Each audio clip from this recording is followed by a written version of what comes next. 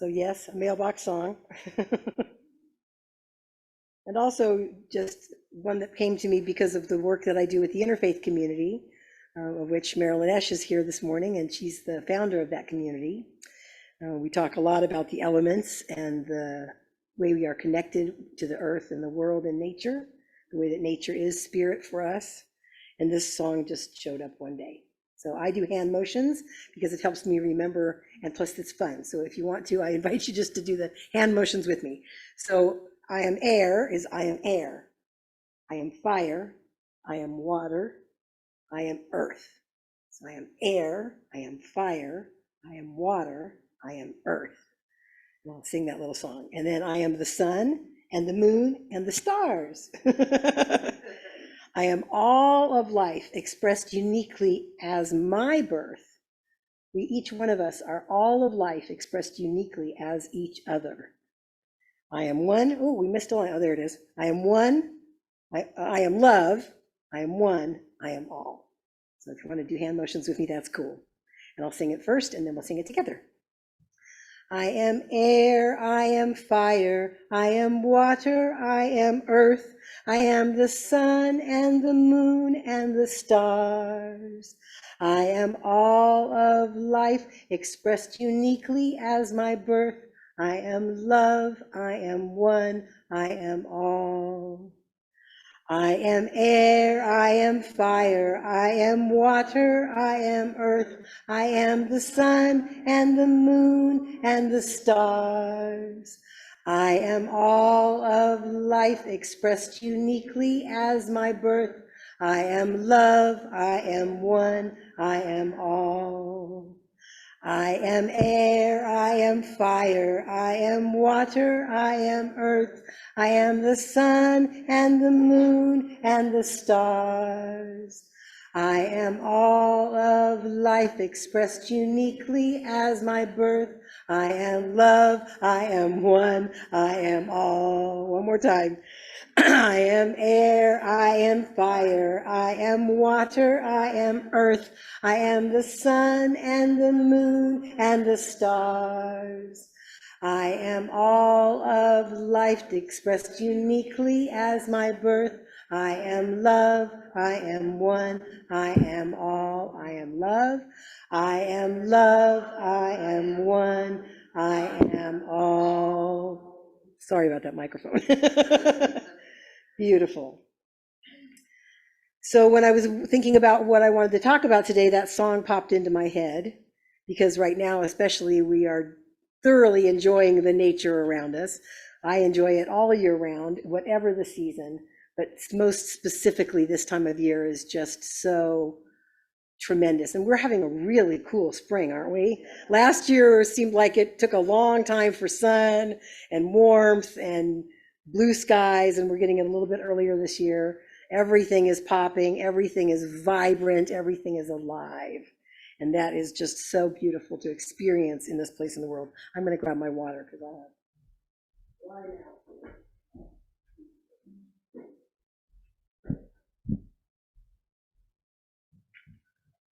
Thank you.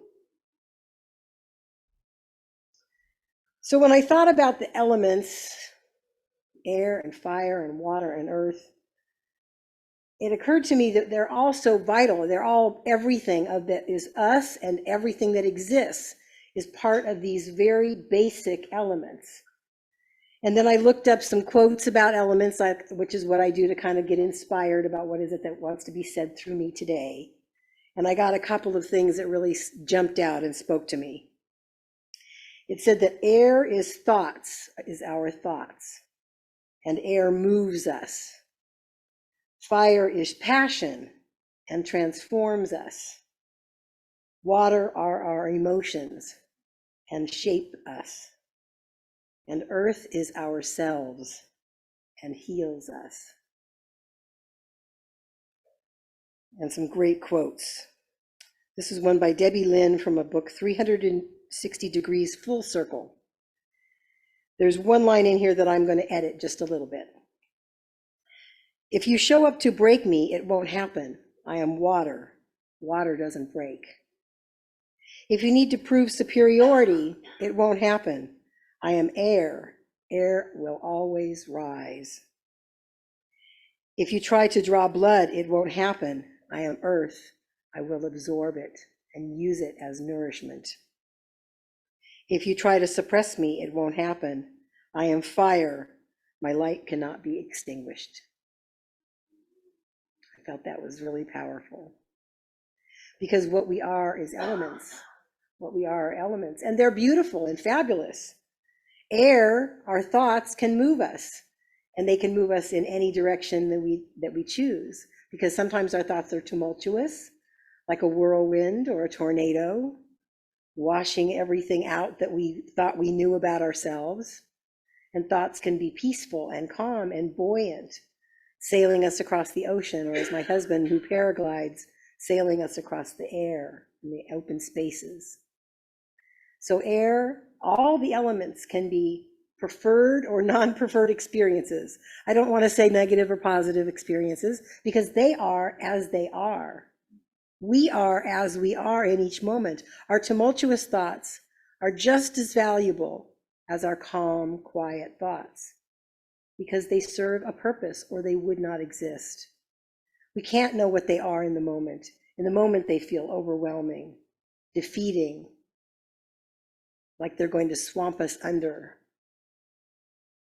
But those emotions have value somehow. And that helps me when I'm stuck in the whirlwind of my thoughts or the tornado of my thoughts. In the tornado, there is the calm center. And if I can go there and then observe from the inside out what seems to be happening, what's whirling around, what cow is flying by, or witch on a bicycle. If I can observe it from the center, from the I, then I can make choices. Do I want to continue to let these thoughts, well, I'm not going to work well with this. I talk too much with my hands. I'm not Italian, but you'd think I was. Both my mom and I, we've said if you tie our hands down, we can't speak. So can we look at from the inside out and just observe and see what's going on in me right now without judgment? That's the hardest part. Because for me, when I'm not feeling my most shiny self, I often in the past have judged that. I still do occasionally, but I catch myself more quickly now. I think that's the whole purpose of a spiritual path and a way of connecting with that inner knower is just to find out, can we catch ourselves when we get caught in a whirlwind or a firestorm or an avalanche? When we get caught, can we notice a little bit quicker, catch ourselves, and then choose? Take a step back, take a breath, and pause. Remember that this too shall pass, because they always do. Fire is passion. Passion is great. Passion creates art and music and incredible beauty in this world. Passion creates all kinds of things, and passion can rage like a wildfire out of control. So again, is it good or bad? I don't know.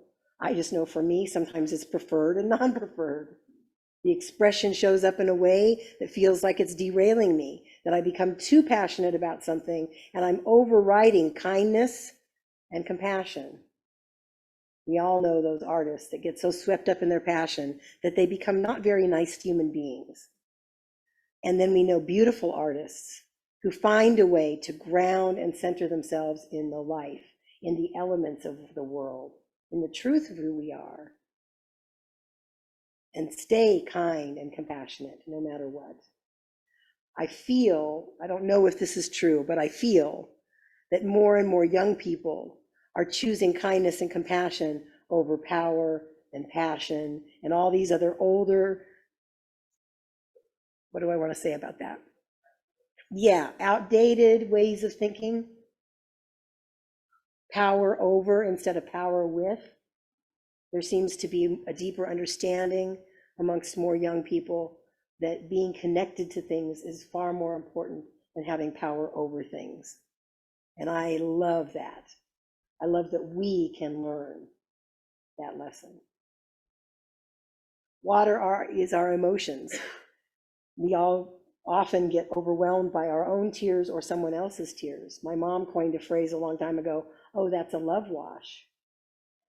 It's just a love wash. Whether it's tears of sadness or tears of joy, it's a love wash. And science has shown that our tears in different emotions have different chemistry, which I thought was fascinating. It's not just salty water coming from our eyes. It's different in makeup depending on why we're crying. Our body knows what to do to soothe us, to create that release that we talked about earlier, the release allowing us to stay in the flow of life. Sometimes we just need to cry. Or sometimes we need to rage and find a way to rage without hurting ourselves or anybody else. My husband goes and chops wood. It's a really great release. I throw pillows against the wall of the side of my barn because it doesn't hurt the pillow. Well, it might hurt the pillow, but it doesn't have, so far it hasn't burst the pillow and it doesn't hurt the barn wall, but it feels good to just like heave things. Because have you ever wanted to just like clear off a desk or throw things or break things in a room, but you know if you do it, you're going to have to clean it up? That's always stopped me. It's always stopped me in my whole life. I want to just trash this desk. I'm so mad. And then no, because it's going to be me that has to clean it up. One time I had a big stack of files in my hand and I was so angry and I started to throw it down the hall, and just as my arm was pulling back, I'm going, no, because I knew who's going to clean it up? Me. So that momentary release was not worth the price I had to pay. Yes, thank you. We'll talk about that later. So the earth is ourselves. We can let all these other elements swirl around us in some way, shape, or form, but the earth is what grounds us. The earth is what roots us. It is us. As ashes to ashes and dust to dust, we are earth. Yes, we're made up of water and all these other elements, but the earth is what keeps us here, grounded in the present, right now moment. When I love watching the trees, because when there's a breeze, like yesterday it was really windy, and the tops of the trees are going crazy, but the bottoms of the trees are just barely moving because they're deeply rooted. And then if they're dead or dying, sometimes they break, sometimes they fall over, because it's their time to do that. It's their time to release the earth and then rejuvenate the soil, which we also do in our time.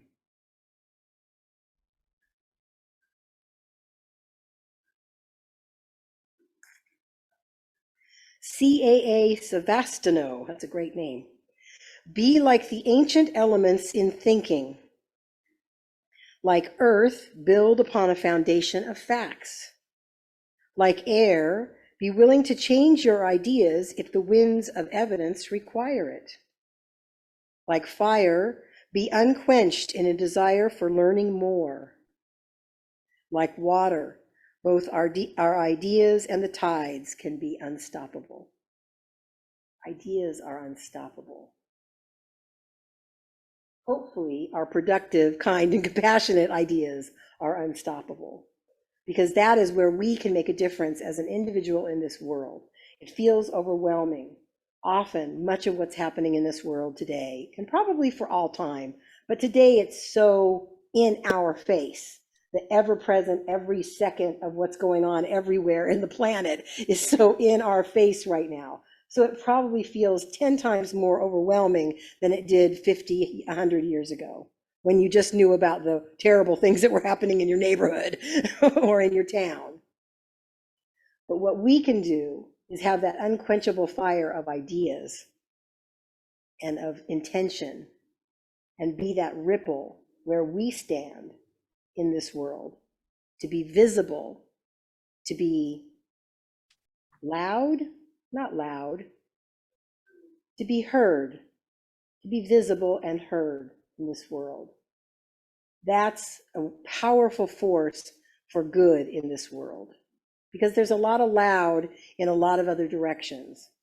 So can we be heard, not necessarily loud, but heard? Sometimes when you want someone to really listen, you whisper, you lean in, When I first started doing drama teaching in elementary schools, I'm an actor. I can be loud. I can carry over the talking kids in the classroom. But I learned really quickly that wasn't going to make my voice last very long when I'm teaching 4 and 5 classes every day. So what I started to do was I would get very quiet and very still. And sometimes I would just stand in the front of the room, silent. And soon they would get quiet, and they would get expectant, and they would lean in, and then I would continue, not making them wrong, not shouting above them, but just waiting for them to be ready so that they could hear. Sometimes we need to wait and talk to people who can hear, or who are maybe at least willing. So can we work with whatever element is rising in us? We want to have balance. That's a goal for, I think, just about all of us. We want to have balance in our life. We want to have a balance of air and fire and water and earth. And sometimes one takes over for a little while. And again, can we take a step back and take a breath and recognize, oh, I'm a little bit out of balance right now. What do I need to bring up to balance this thing that feels like it's wanting to swamp me under? Am I willing to be swamped under for just a few minutes? I've never been much of a swimmer in the ocean or a surfer, but I know surfers get swamped under over and over and over again, and they learn how to work with that instead of fighting it. If they fight it, they'll drown. If they work with it, they know that they will come back to the surface. If they allow themselves, they dive under the wave. They don't fight the wave, they go with the wave, and then they're fine. So when we have those overwhelming things, can we give ourselves, okay, I'm giving myself 10 minutes to be overwhelmed, and just let it happen. Let yourself be overwhelmed. Let yourself be swamped under. Remember to not fight. When you're rafting down the river, they say don't fight the river, but point your feet down river and float with the river. You will go to shore. The river will take you to shore if you can relax, if you can release. That was such a beautiful tie-in today. And this quote allowed me to remember that we can be filled by whatever elements are happening in our life right now. We don't have to fight them. We can be filled by them. Lawrence B.L., I don't know what B.L. stands for. Asking if your cup is half empty or half full is an oxymoron. Your cup is completely filled with both water and air. Being filled by two different things makes it completely full. The beauty of duality creates a whole. I love that. The dark and the light, the good and the bad, the preferred and the non-preferred. Duality creates a whole. So there is no half empty or half full. There's only whole. There's only enough. There's only complete. Whatever's happening, breathe. Maybe hold your breath if you're underwater. And then let it go when you come to the surface. Take that step back. Go to the eye of the storm. Even in a firestorm, there's an eye. That's how firefighters stay safe. They know how to find that place to pull over their fireproof blanket and stay safe. Whatever's going on, this too shall pass. It's going to be okay. We don't always know what it's for. Maybe until 20 years later, when we go, oh, that was the point of all that. That was the purpose for me to grow. It can't always be in the moment. Can we just allow all the elements to work within us? Elementary, my dear.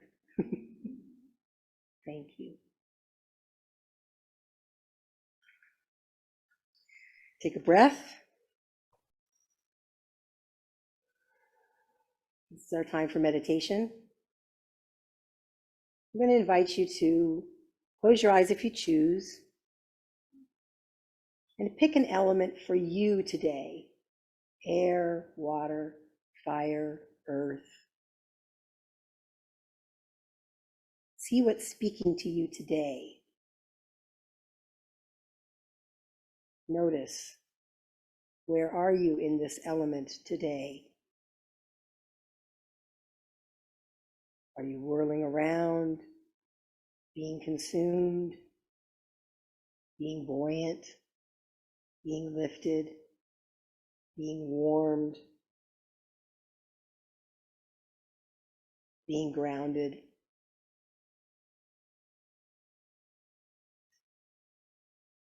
Find an image that represents this element for you.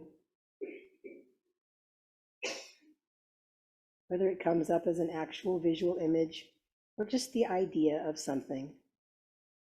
However you use your imagination is perfect. Some of us are visual. Some of us just get concepts or colors. Notice what color it is.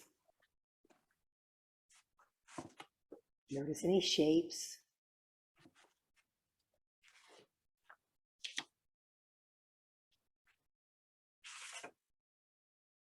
Notice where this element resides in your body.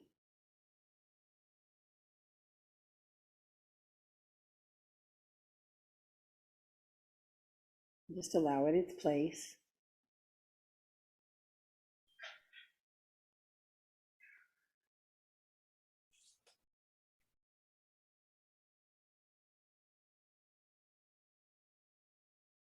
Think about how this element affects you in a way that feels like it's serving you, or in a way that feels as if it may be challenging. And bring them both in. Say thank you.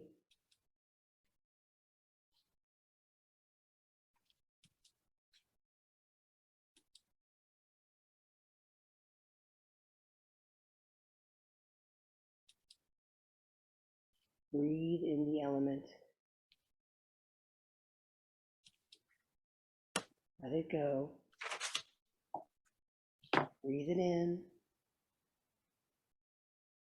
Let it go. Breathe it in. Let it go. Our planet, made up of these elements, knows exactly what to do and when to do it. Yes, we've affected it as human beings, but it still knows what to do, even with us.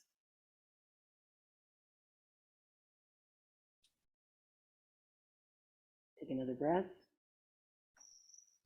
And if you're ready, open your eyes.